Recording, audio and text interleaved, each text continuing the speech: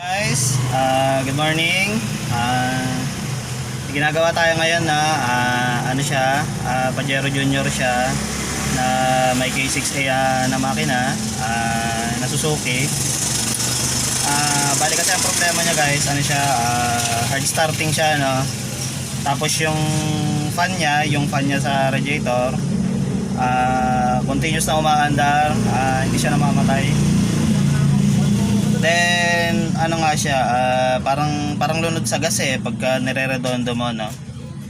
So check natin guys, no, kung ano yung naging problema niya. Alamin natin. Pero actually in-scan na namin. Papakita ko lang sa inyo, syempre para malaman nyo rin, saka makita nyo rin, no, saka kung paano yung mga procedure na ginawa natin. So yun guys, dyan lang kayo, papakita ko sa inyo. Try natin na. So pag ini-start siya, yan, mahirap na. Puro redondo lang siya. Yan. Haba ng redondo niya bago siya, yan, bago siya tuluyang umandar. Matagal siyang redondoin.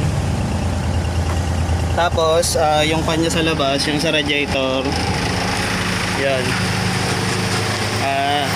nakita namin continue siya umaandar. Hindi siya namamatay. Dapat yan pag yung makina, pag yung makina mainit na, doon lang siya mamamatay dapat. Doon lang siya andar dapat. Pero ngayon malamig pa lang, maandar na siya. Hard starting pa yung makina niya. Medyo manginig pa, medyo manginig. So parang hindi siya, parang palyado, parang. Ngayon, tinry natin in-scan para makita natin kung ano yung possible na problem niya. Kasi in-expect namin electrical to, no, yung problema niya, no. So ito, scan natin, no.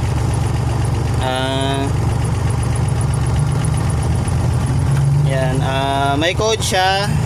Yon, yung P0115 ECT daw, para sa coolant, coolant temperature sensor. And then pag tinignan mo rito, wala rin siyang ano, yung temperature gauge niya bagsak, na bagsak yung temperature gauge niya. So yan, testingin natin, na check natin yung ECT sa labas, kung nakasalpak siyang mabuti.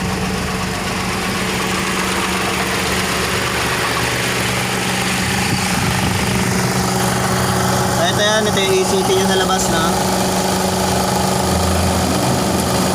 So maayos naman siya, nakasalpak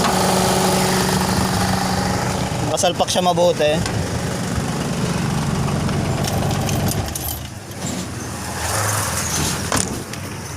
Madalas kasi pagka ECT na ganyan, yung sensor mismo yung nasisira. So ginagawa namin dyan, minsan tetestingin namin, lagyan namin yung pang Mitsubishi, no, kung magiging normal siya. Ito yon, pang Mitsubishi, try natin ipalit. Kaso kasi ito, iba yung socket na, syempre hindi kasya ron. Tapos dalawahan lang yung pin nito. Yung ECT kasi ng K6A, binunot natin, no, tatluan siya, 3 pin siya. So gagawin natin dyan para matesting, kukunin natin yung dalawang dulo na terminal niya, isang logic ground niya, tapos isa yung para dun sa sensor niya. So check lang natin, no, kung magna-normalize yung rating ng makina niya, tsaka magiging maayos. Salpak natin maya maya. So guys, try rin natin mag data stream, no, para makita muna natin yung data sa labas. Dinata stream ko siya. So napansin ko lang itong ECT niya,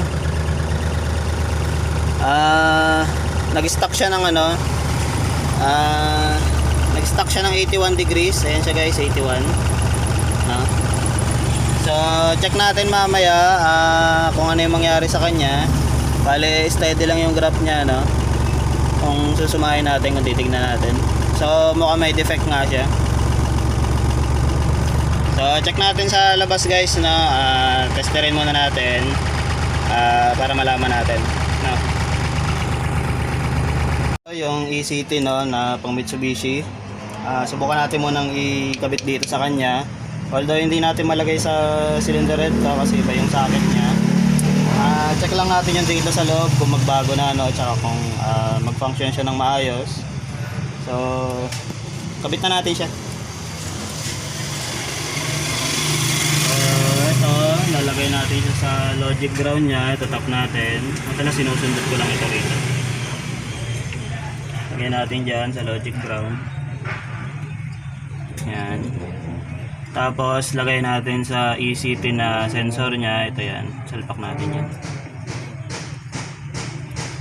Ay syempre pagka sinalpak natin dyan, hindi pa natin masalpak sa head to kasi nga iba yung ano niya, iba yung thread niya, no?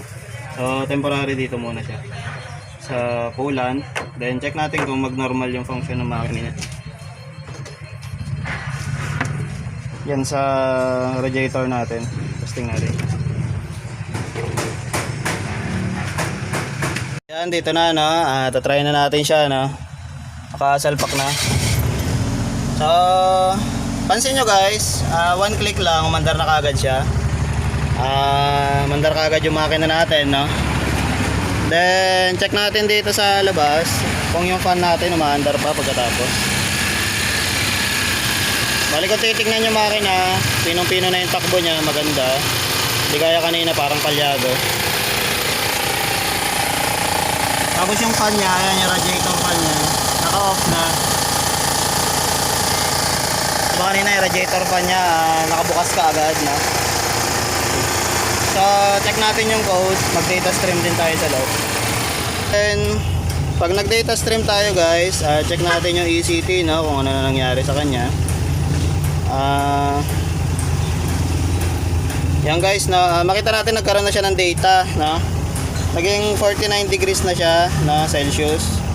So ibig sabihin nade-detect niya na yung pag-init at paglamig ng makina. Then check natin maya-maya, no, habang umiinit siya, na kung tataas tong temperature kasi dapat yan tataas yung temperature niyan pagka yung makina umiinit na. Kaya check natin.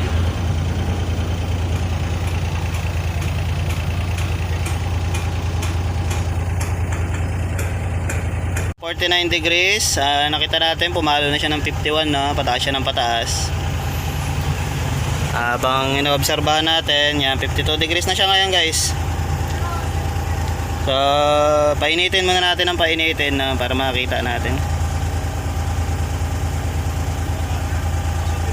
So ayan, tumataas-taas na yung temperature niya.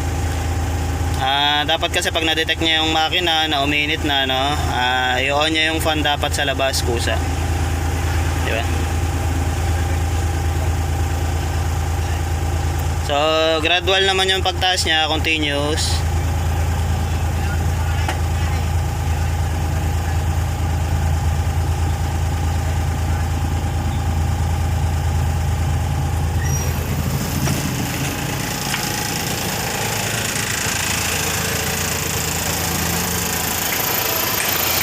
Hintayin na lang natin yan pan, no, bago umandar.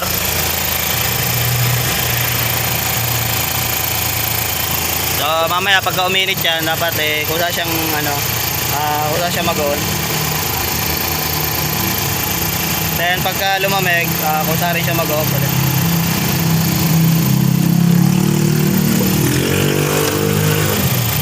So check natin na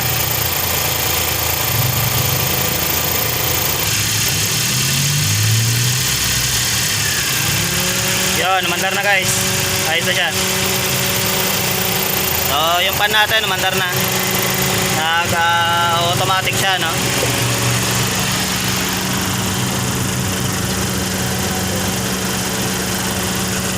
Guys, nakita nyo yung pan natin, no, nag-automatic na. Tsaka na naglagay tayo ng improvised na ECT, okay na yung under ng makina niya. Hindi charge starting, one click lang.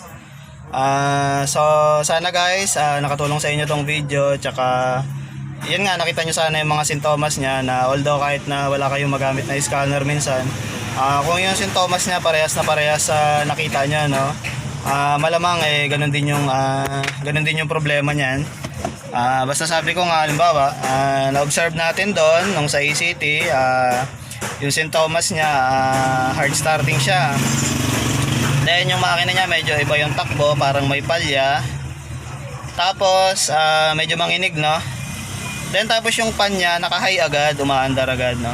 Which is hindi rin maganda para sa pan kasi nga maubos din kagad yung carbon brush niya. In the future magko-cause ng overheating yon sa makina natin, no? So maganda rin na nakita natin na ganung problema. Tsaka ayos din na nasubukan natin mag-modify ng ibang ECT, no? Kumbaga pang testing procedure lang naman, para ma-confirm lang natin kung yun talaga yung naging problema. And then yun nga, na-found out natin yun nga yung problema niya. So ayos guys, yan, nakita natin kung ano yung problema niya, no? Poproblemahin na lang namin ito syempre pagka tumagal, yung pagpapalit nun, no? Yung paghahanap ng pyesa nun. So thank you guys, salamat sa mga nag-subscribe sa atin, tsaka sumusuporta sa atin sa mga videos natin.